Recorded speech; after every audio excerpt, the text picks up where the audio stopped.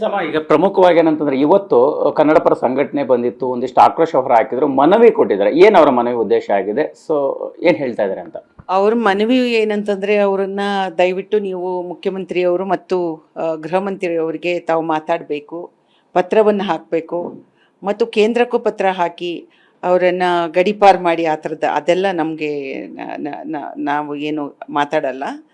But ಅವರು ರಾಜ್ಕುಮಾರ್ ಅವ್ರ ಬಗ್ಗೆ, ಅವರ ಸ್ಮಾರಕದ ಬಗ್ಗೆ ಮಾತಾಡಿರೋ ಬಗ್ಗೆ ನಾವು ಖಂಡಿತವಾಗ್ಲೂ ಮಾನ್ಯ ಮುಖ್ಯಮಂತ್ರಿಗಳು ಹಾಗೂ ಗೃಹ ಸಚಿವರ ಜೊತೆಯಲ್ಲಿ ನಾವು ಮಾತಾಡ್ತೀವಿ. ತಪ್ಪು ಮಾಡಿದ್ದಾರೆ ಅವರು, ಆಯಿತಾ? ಯಾಕೆಂದರೆ ಅವರು ಈ ಥರದ ಒಂದು ಉದ್ವಿಗ್ನ ಸ್ಥಿತಿ ಉಂಟಾಗಲಿ ಅಂತ ಮಾಡ್ತಿದ್ದಾರೆ. ಜನರಲ್ಲಿ ಈ ಥರ ಒಡೆದಾಳುವಂಥ ಒಂದು ಪರಿಸ್ಥಿತಿಯನ್ನು ತರ್ತಿದ್ದಾರೆ.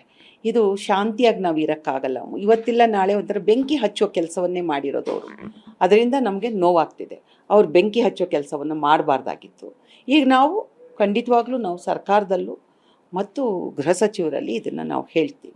ಈಗ ಈ ಎಲ್ಲ ಬೆಳವಣಿಗೆಗಳ ನಡುವೆ ಅಂದ್ರೆ ಈಗ ನೀವು ಇಂಡಸ್ಟ್ರಿಯ ಪ್ರತಿಯೊಬ್ಬರು ಕೂಡ ನಿಮ್ಗೆ ಆಪ್ತರು, ಪ್ರತಿ ಕುಟುಂಬಗಳು ಕೂಡ ಆಪ್ತರು. ಸೊ ಹಾಗಾಗಿ ಅಂದ್ರೆ ದೊಡ್ಡ ಮನೆ ಫ್ಯಾಮಿಲಿ, ಅಣ್ಣವರ ಕುಟುಂಬದಿಂದ ಯಾರಾದ್ರೂ ನಿಮ್ಮನ್ನ ಮಾತನಾಡುವಂಥ ಪ್ರಯತ್ನ, ಸಂಪರ್ಕಿಸುವಂಥ ಪ್ರಯತ್ನ, ಇಂಥದ್ದೇನಾದ್ರು ಬೆಳವಣಿಗೆಗಳಾಗ್ತಾ ಇದೆ ಏನಂತದ್ದು? ಖಂಡಿತವಾಗ್ಲೂ ರೀ, ಅವ್ರ ಕುಟುಂಬದಲ್ಲಿ ಯಾರು ಮಾಡ್ತಾರ್ರಿ? ಯಾರು ಮಾಡ್ತಾರೆ ಹೇಳಿ? ಅದು ರಾಜ್ಕುಮಾರ್ ಕುಟುಂಬ ರೀ.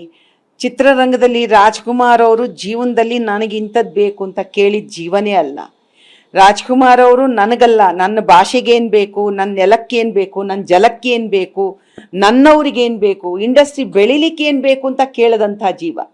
ಸೊ ಅವ್ರ ಕುಟುಂಬದವ್ರು ಯಾವತ್ತೂ ಕೂಡ ನಮ್ಮ ತಂದೆಗೆ ಈ ಥರದೊಂದು ಜಾಗ ಕೊಡಿ, ಅಲ್ಲಿ ಅವ್ರನ್ನ ಕರ್ಕೊಂಡೋಗಿ ಇಡಿ ಅಂತ ಯಾವತ್ತೂ ಕೇಳಿದವರಲ್ಲ.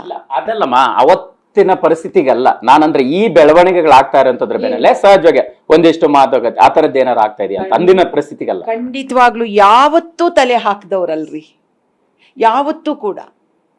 ಅಷ್ಟು ಒಳ್ಳೆ ಸಜ್ಜನರು ಅವರು, ರಾಜ್ಕುಮಾರ್ ಮಕ್ಕಳು ರೀ ಅವರು. ಅವ್ರು ಆ ಥರದ್ದೆಲ್ಲ ಕೇಳೋರು ಅಲ್ಲ. ಆ ಥರ ಅವರಿಗೆ ಸಂಭಾಳ್ಸಕ್ಕೆ ಗೊತ್ತಿದೆ, ಆದರೆ ನೋವು ಪಟ್ಕೋತಾರೆ. ಎಂಥ ಒಂದು ಸ್ಥಿತಿಯನ್ನು ನಮ್ಮ ರಾಜ್ಕುಮಾರ್ ಅವರಿಗೆ ಈ ಹುಡುಗ ತಂದಿಟ್ರು ಅಂತ ನೋವಾಗತ್ತೆ ರೀ.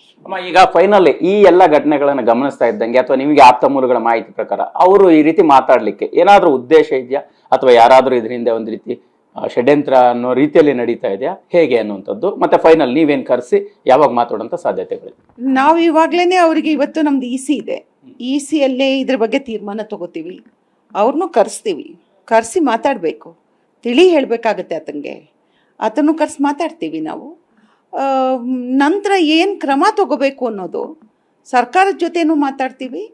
ಇಲ್ಲೂ ಕೂಡ ನಮ್ಮ ಸದಸ್ಯರ ಜೊತೆಯಲ್ಲಿ ಮಾತಾಡಿ ಇನ್ನೊಂದು 2-3 ದಿವಸದ ಒಳಗೆ ಮತ್ತೆ ಪುನಃ ಆತನ ಕರೆಸಿ ಮಾತಾಡ್ತೀವಿ. Thank you madam. Thank you, ಧನ್ಯವಾದ.